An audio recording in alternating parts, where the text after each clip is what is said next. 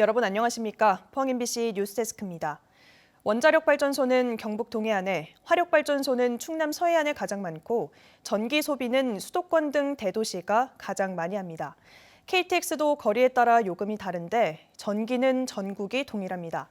이 때문에 지역별로 전기 요금을 차등 부과하자는 요구가 설득력을 얻고 있습니다. 무늬만 차등화가 아니라 전력 생산에 집중화를 막고 지역마다 에너지 자립도를 높일 수 있는 대책이 필요하다는 지적입니다. 장미쁨 기자가 보도합니다. 경북 지역에서 생산된 전기를 보내는 송전선로는 지역에 모두 2,013km, 송전탑도 무려 6,300여 개로 전국에서 가장 많습니다. 전력을 생산하는 경북 지역의 원전은 모두 14기, 국내 전체 원전의 절반이 넘습니다. 경주에는 중저준위 방패장이 운영 중이고 월성원전 부지의 캐니스터와 맥스터 등 고준위 핵폐기물은 수백 년 넘게 남아있을 가능성이 높습니다. 문제는 이러한 송전과 핵폐기물 저장 비용, 원전 사고와 대비 비용 등이 현행 전기요금에는 전혀 반영돼 있지 않다는 점입니다. 경북도는 원거리 송전에 따른 송전 손실 비용 등이 전기요금에 반영돼야 한다며 전기요금 차등제를 추진하겠다고 밝혔습니다. 또 송전을 하는데 돈도 더 많이 듭니다. 그래서 거리에 따라서 요금제를 달리해야 된다. 그래서 외국에도 그런 사례가 있고. 하지만 구체적인 전기요금 인상안에 대해서는 밝히지 않았는데 이에 대해 전문가들은 최소 킬로와트 시당 12원에서 59원 정도를 인상해야 한다고 지적합니다. 현재 킬로와트 시당 60원가량 하는 원전 발전 단가의 거의 2배입니다. 사용 후 해결료 처리에 대해서 그 비용은 실질적으로 지금 현재 발전 단가의 최소 50%에서 100%까지 더 반영돼야 되는 입장인데 그것은 제대로 반영되어 있지 않더라. 단순히 송전거리만 반영할 것이 아니라 원전의 사회적 비용과 전력 자급률이 반영돼야 한다는 지적이 나옵니다. 경북의 전력 자립도는 180.1%를 기록하는 반면 경기도는 60.1%, 서울은 3.9%로 최하위권입니다. 전기요금 현실화를 통해 장기적으로 국내 전력의 집중화를 막고 분산형 전원을 늘려야 한다는 겁니다.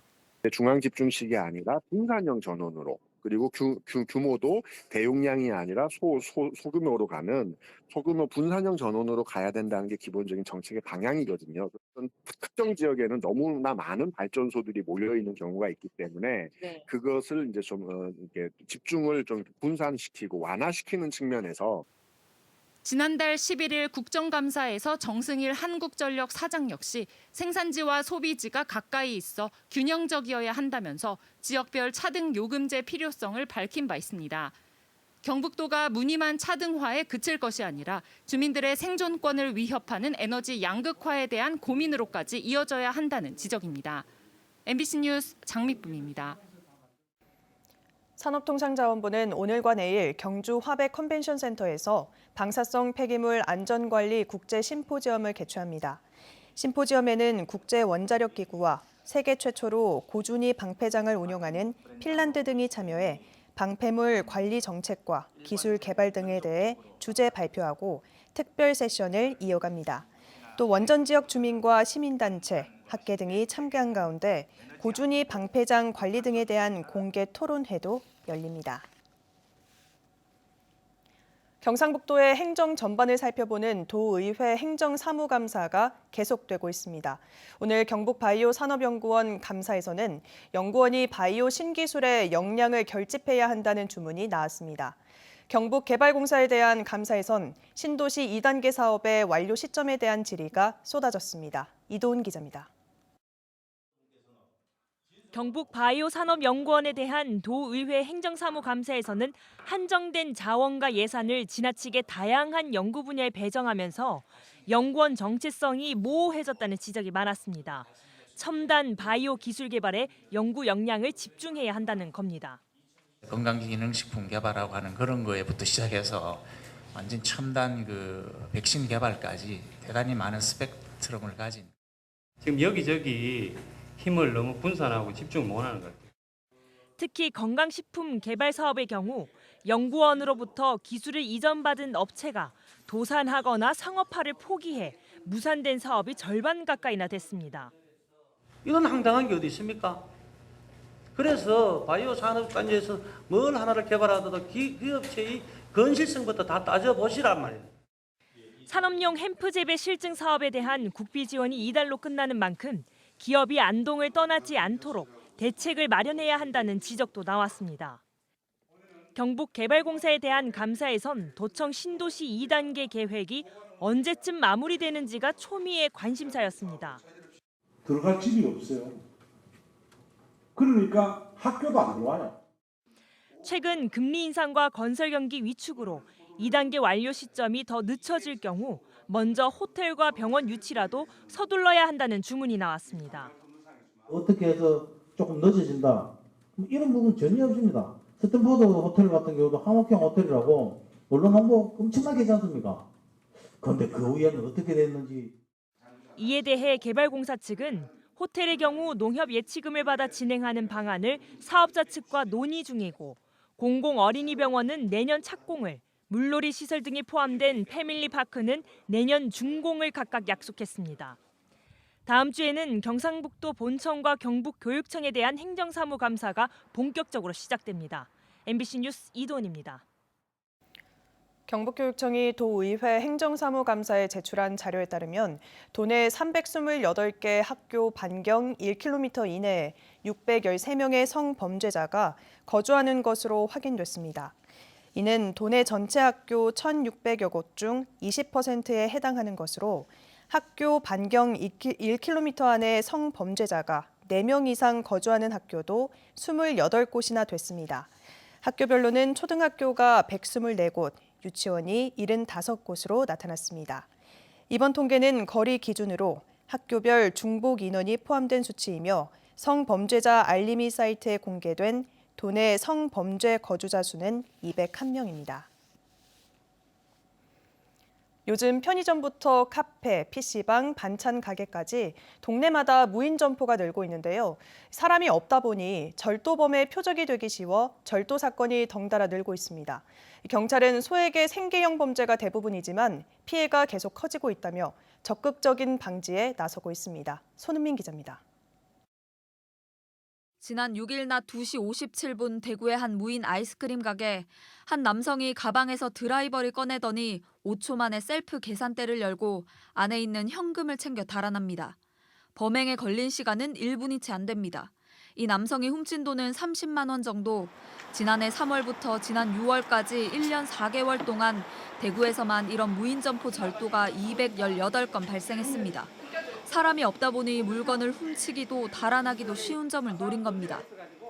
CCTV에 대한 그 두려움도 별로 없고 그냥 누가 안 본다는 생각에 이제 애들이 많이 이제 그 계산을 하지 않고 이제 물건을 가져가고 하더라고요. 몇천 원짜리 과자를 집어가기도 하고 계산대에 든 현금도 털어가는데 대부분 소액이고 생활비가 없어서 범행을 저질렀다는 생계형 범죄가 많습니다. 하지만 피해자도 피해 금액도 늘고 있습니다. 경찰이 무인 점포를 노리는 생계형 절도를 막기 위한 대책을 마련하고 있습니다. 무인 계산대에 작은 센서를 답니다. 누군가 강제로 잠금 장치를 열면 점포 주인에게 즉시 알림 메시지가 전송됩니다. 점포 입구엔 경고문을 붙이고 절도 사건이 일어난 점포 주변을 분석해 순찰도 강화합니다. 신속한 112 신고와 현장 출동으로 범인을 조기에 검거하고 또 청소년들의 범죄 예방에도 크게 기여할 것입니다. 경찰은 소액이라도 물건이나 현금을 훔치는 건 중대한 범죄이고 반복할 경우 엄벌에 처할 수 있다고 강조했습니다. MBC 뉴스 손은민입니다. 경북도 선관위는 지난 6일 지방선거에서 재산을 줄여 허위 신고한 혐의로 기초단체장 2명과 기초의원 2명을 경찰과 검찰에 고발했다고 밝혔습니다. 기초자치단체장 A씨는 본인과 배우자 재산 합계액에서 34억 원을, B씨는 본인 재산 합계액 중 44억 원을 각각 축소해 선관위에 신고한 것으로 파악됐습니다. 또 시의원 C씨는 본인 예금 중 2,400만 원을 누락하고 채무 4억 5천만 원을 축소했으며 군의원 D씨는 본인 재산 중 채무 2억 원을 빠뜨려 신고했습니다.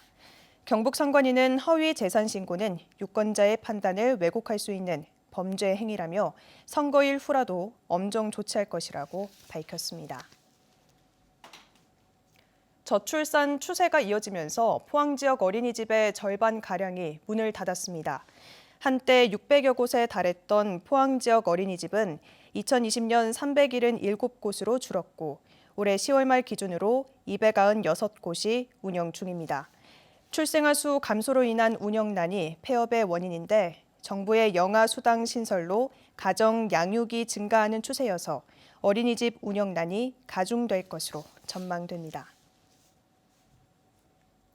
국민의힘 홍석준 의원이 방송통신위원회 2023년도 예산안 위원회에서 지역 방송사에 대한 방송통신위원회의 근본적 지원 대책 마련을 촉구했습니다. 홍석준 의원은 방송통신위원회가 지역 방송사 활성화를 위해 콘텐츠 제작 예산을 지원하고 있지만 프로그램 한두 개를 지원하는 대책은 그야말로 조족지혈이라며 지역 균형 발전과 미디어 생태계를 위한 지역 방송사 지원 문제에 대해 방통위는 심각하게 고민해야 할 시점이라고 강조했습니다. 홍 의원은 방송 광고와 관련해 지역 방송사만을 대상으로 하는 관련 규제를 대폭 개선하는 조치를 비롯해 방통위의 종합대책 마련을 촉구했습니다. 미세먼지가 기승을 부리고 있습니다. 경북 동해안은 내일 오전까지 일시적으로 먼지 수치가 높게 나타나겠습니다. 조주경 기상캐스터입니다.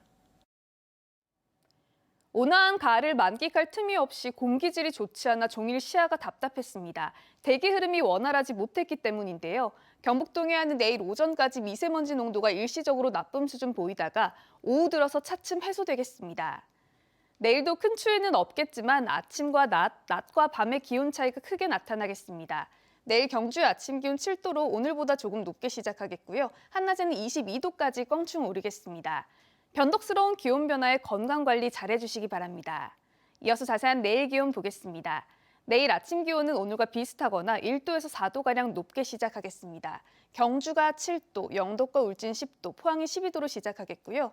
한낮 기온은 울진 19도, 포항과 영덕 20도, 경주 22도까지 오르면서 낮 기온은 오늘과 비슷하겠습니다. 울릉도와 독도의 아침 기온은 울릉도 13도, 독도 15도로 시작하겠고요. 한낮에는 18도 선에 머물겠습니다.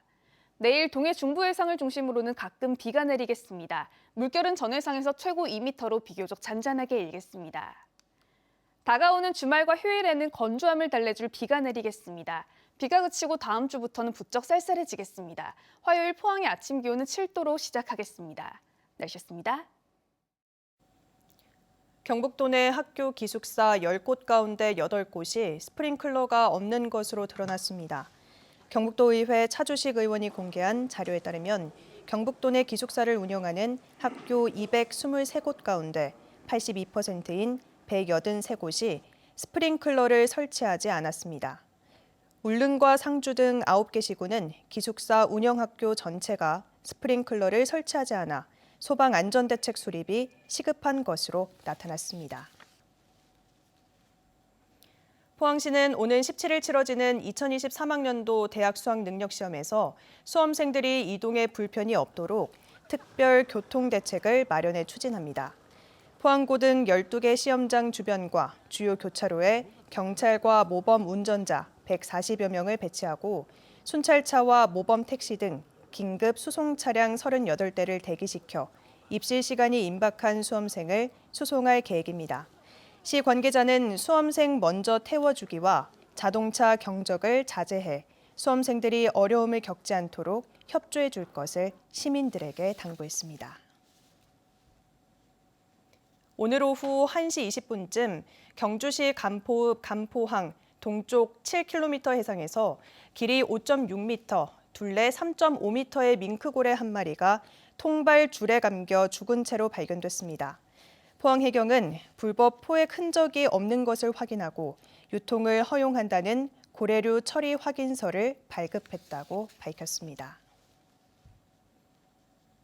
대한축구협회는 오늘부터 13일까지 경주 알천구장 등에서 전국 초등 축구 왕중왕전을 개최합니다. 이번 대회는 전국 40개 권역에서 64개 팀 1,600여 명의 선수들이 출전해 조별리그 경기 후 그룹별 토너먼트 방식으로 우승자를 결정합니다. 왕중왕전은 지난 2009년 무주를 시작으로 경주에서는 올해부터 오는 2025년까지 대회가 치러집니다. 경상북도와 경주시는 오늘 현대모비스와 영남권 통합물류센터를 신설하는 투자 양해각서를 체결했습니다. 협약에 따라 현대모비스는 오는 2024년까지 948억 원을 들여 경주시 내남면 명계 3 일반 산업단지 내 8만여 제곱미터의 친환경 자동차 부품을 공급하는 통합물류센터를 조성합니다. 경주시는 공장 신축에 따른 인허가 절차와 산업단지 개발, 입주 허가와 건축 등을 지원할 예정입니다. 올해 경북의 농식품 수출액이 지난달 기준 6억 8천만 달러를 기록해 역대 최고 실적을 달성했습니다. 지난해 같은 기간 4억 8천만 달러와 비교하면 올해 수출액은 40% 증가했습니다. 품목별로는 사과의 수출액 증가율이 81%로 가장 높았고 복숭아 52%, 딸기 33% 순으로 나타났습니다. 경북도는 태국과 대만 등 동남아시아로 수출이 크게 늘고 있다며 올 연말에는 농식품 수출액이 7억 달러를 넘어설 것으로 전망하고 있습니다. 영덕 구교림관리소는 가을철 산불 조심 기간인 다음 달 15일까지 산불 대책 상황실을 운영해 산불 예방 집중 단속을 실시합니다.